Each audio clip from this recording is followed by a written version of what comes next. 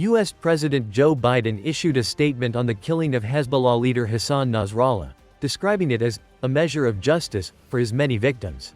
Biden reaffirmed the U.S.'s support for Israel's right to defend itself against Hezbollah, Hamas, and other Iran-backed groups, while also enhancing U.S. military defenses in the Middle East to prevent a broader regional war. The statement did not address the civilian casualties resulting from Israel's intensified bombing in Lebanon. The U.S. has consistently backed Israel diplomatically, vetoing multiple UN ceasefire proposals regarding Gaza. Defense Secretary Lloyd Austin echoed Biden's stance, assuring Israel of U.S. support and stating that the U.S. is prepared to protect its forces and facilities in the region. Both Biden and Austin clarified that Israel did not notify the U.S. before launching the airstrike that killed Nasrallah. Hamas expressed condolences for Nasrallah's death, vowing continued resistance against Israel. Meanwhile, casualties in Gaza have surged to over 41,500, with more than 96,000 injured. In Israel, 1,139 have died since Hamas's attacks on October 7.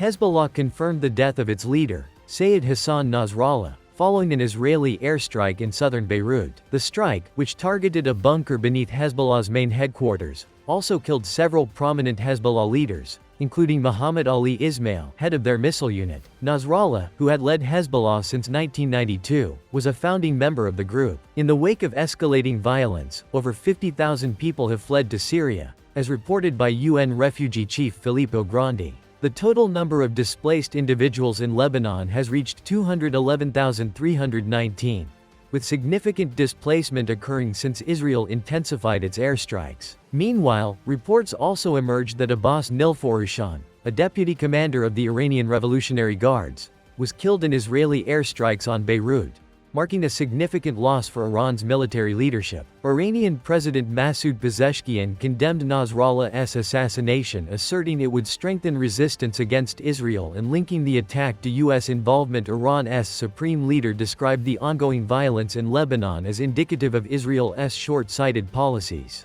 As the conflict escalates, Israel has shifted its focus from Gaza to Lebanon, where heavy bombing has resulted in over 700 deaths, marking the deadliest week in Lebanon since the civil war. Hezbollah has vowed to continue its fight against Israel in support of Gaza and to defend Lebanon and its people.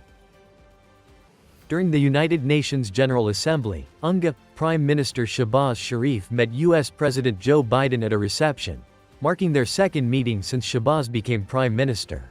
They reaffirmed commitments to trade, investment, technology, and climate cooperation. Shahbaz also addressed Islamophobia, the Ukraine conflict, and Pakistan's peacekeeping efforts in Africa.